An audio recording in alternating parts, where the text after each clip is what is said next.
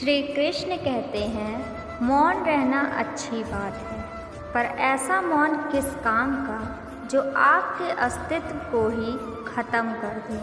मौन आपकी ताकत भी है और कमज़ोरी भी है। बस आपको ये पता होना चाहिए कि कब मौन रहना है और कब नहीं। बिना हक का भी जब लेने का मन हो, वहाँ महाभारत की शुरुआत होती है। अपने हक का भी छोड़ देने का मन हो, वहाँ रामायण की शुरुआत होती है। याद रखें, उधार दीजिए मगर सोच समझ कर। अपने ही पैसे भिखारी बनकर मांगने पड़ते हैं और अगला सेठ बनकर तारीख पर तारीख देता है। पैसा नमक की तरह होता है, जो ज़रूरी तो है मगर ज़रूरत से ज़्यादा हो जाए तो ज़िंदगी का स्वाद बिगाड़ देता है।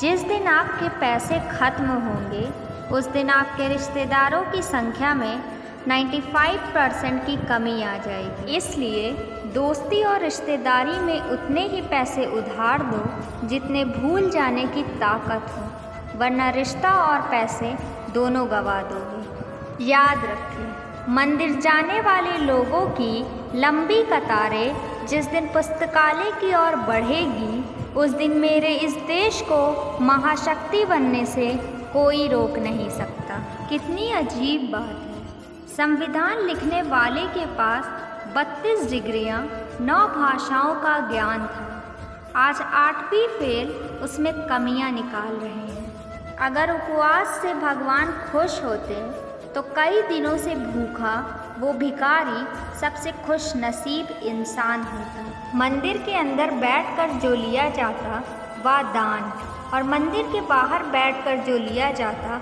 वह भीख। अजब का शब्द छल है। दोनों जगह पर पैसा मांगा जाता और दोनों ही भगवान के नाम से मांगते हैं।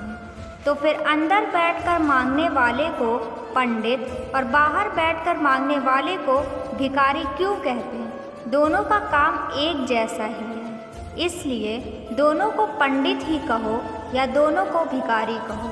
इंसान इंसान में भेदभाव मत करिए। जैसे भिखारी को सलाह देते हो कि मेहनत करके खाया कर, वैसे ही मंदिर में जाते समय पंडितों को भी मेहनत करके खाने की सलाह देनी चाहिए।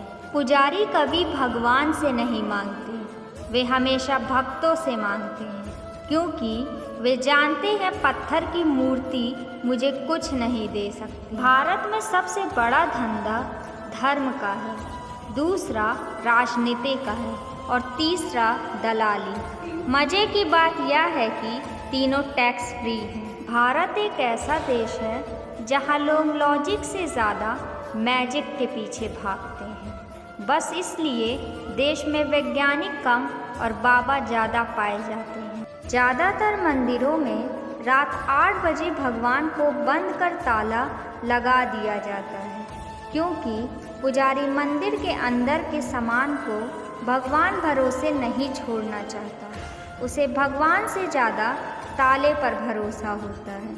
तो तुम क्यों उस भगवान के भरोसे रहते हो जिस पर उनके ठेकेदार भी भरोसा नहीं करते हैं? दिमाग की बत्ती जलाओ। पाखंडवाद और अंधविश्वास से दूर रहिए। मांस मछली अंडा खाते हो और फिर सावन में शुद्ध शाकाहारी बन जाते हैं। जब ईश्वर सब कुछ जानता है तो बेवकूफ़ किसे बनाते हैं? मूर्तियाँ दूध पिए तो क्या इसे चमत्कार कह सकते हैं? चमत्कार तो तब है जब मूर्तियाँ दूध दे और उसे गरीब व भूखे बच्चे पिए। जो भगवान सबको पालने वाला है, सब कुछ उनका दिया हुआ है, उनको हम चंद रुपए देकर अपनी अमीरी क्यों दिखाते हैं? मंदिरों में रुपए की जगह फूल चढ़ाइए और चमत्कार देखें। पंडित मंदिर छोड़कर भाग जाएगा, उन्हें भगवान नहीं आपका पैसा चाहिए। आइए आपको एक कहानी सुनाते हैं। एक चूहे ने हीरा निगल लिया तो हीरे के मालिक ने उस चूहे को मारने के लिए एक शिकारी को ठेका दिया।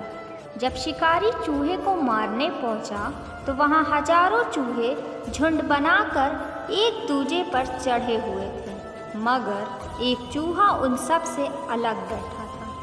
शिकारी ने सीधा उस चूहे को पकड़ा जिसने डायमंड निगला था। अचंभित डायमंड के मालिक ने शिकारी से पूछा, हजारों चूहों में से इसी चूहे ने डायमंड निगला है, या तुम्हें कैसे पता लगा? शिकारी ने जवाब दिया, बहुत ही आसान था। जब मूर्ख धनवान बन जाता है तब अपनों से ही मेल मिलाव छोड़ देता है। आज के लिए बस इतना ही। राधे राधे।